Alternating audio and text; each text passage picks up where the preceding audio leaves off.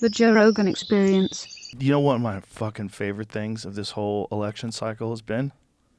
Yesterday. When Biden and Trump sat down in the White House, Yeah. Biden voted for Trump. I guarantee it. I fucking guarantee it. I never saw that dude so happy in his fucking life. He lost. His party lost. He's like, yeah. He was happy. When Obama had to shake hands with Trump and do the whole transition thing, Obama looked like, Jesus Christ. Look at Biden. Look at his fucking smile, dude. Trump's like, whatever. Dude. Look at his him. fucking smile, man. That's like when your kid gets married. That dude looks like a hairless cat. Look at him. It's great. First of all, what have they done to him? What have they done to his face? Yeah. Go back to the other picture because it was more high res.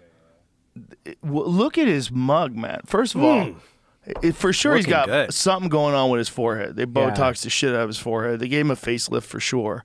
There was a bunch of different things they did, which very ill-advised, by the way, folks. Look at Trump. He looks like shit. No one cares. Everyone loves him.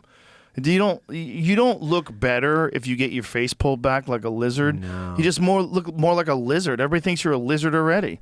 But look at that smile. That motherfucker's never been happier in his life. In his life. He's like, that bitch. She went down. You can't tell me he wasn't happy. Like when he put that MAGA hat on. You ever see that? Oh, yeah. He put the MAGA hat on. And he took it with him on the plane. I guarantee you that motherfucker was happy. He had a giant smile on his face. He said, welcome back to him. I thought it was Hitler. I thought he was dangerous. Yeah, I mean, that's what they all said, right? It's like, hey, this is he's a threat to democracy. I thought he was a Nazi. And then all of a sudden it's like, hey, we're going to have a smooth transition here. This was the guy that you said was sharp as a tack. He was going to be up until 4 months ago. 4 months ago, that guy was going to be running again. And now here he is, smiling like a Cheshire cat. How big was his smile? That's a crazy smile. Oh, man, he looks like he's wearing a mask. He might be. Yeah, there was that one fake Biden. Did you ever see the fake Biden? Yeah. The tall guy? Yeah. That guy was so much taller. The guy was like 6'4". He's a giant Biden.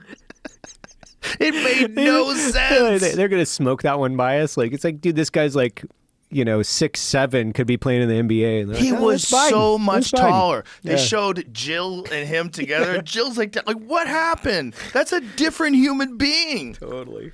It's so nuts, man. It's so nuts. All the different things that happened during this election are wilder than anything you've ever seen in a fucking movie. It brought so many more people into politics too. And people, like, the more people pay attention to what's going on with politicians, with the country, I don't think that's a bad thing, because I think bureaucrats and politicians alike, they directly benefit from people not paying attention. Yes. And so they only want you to pay attention once a year when they're going to try to get everybody galvanized around a couple little stupid things and then get them out to the voting booth, but not too many. Like, we don't want a lot of complex thought out of the voters. We don't really want them to think about too much, because we still got a national deficit that we got to increase, and I got to line the pockets of all my buddies. Yeah. Raytheon, Northrop Grumman, and Lockheed Martin. Like, we don't want them to get in too far. Yeah. Like, don't start talking about the reserve, or don't start talking about any of that other stuff. Yeah. Like, I think that's what it is. Well, I think that's also why politicians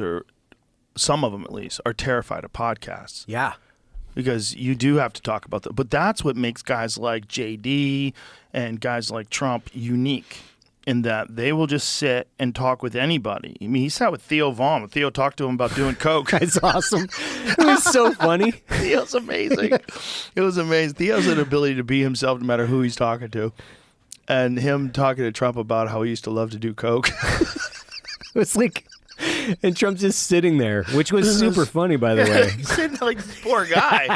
Like, you see Theo falling apart in front of you. Like, Jesus Christ, I thought I was running for president here. I think I might have to help this young fella. Who do I need to talk to about this? But, Kamala didn't have the ability to do that. Or if she did, nobody brought it out of her. I was hoping I could. I really was. I was hoping I could have a conversation with her.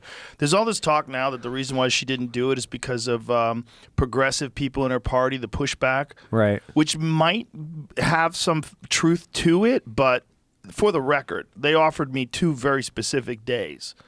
and in different places in the country to travel and then go do it for an hour. And I said I didn't want to do that. And especially after Trump had done it here in 3 hours, I'm like, this is the only way to do it.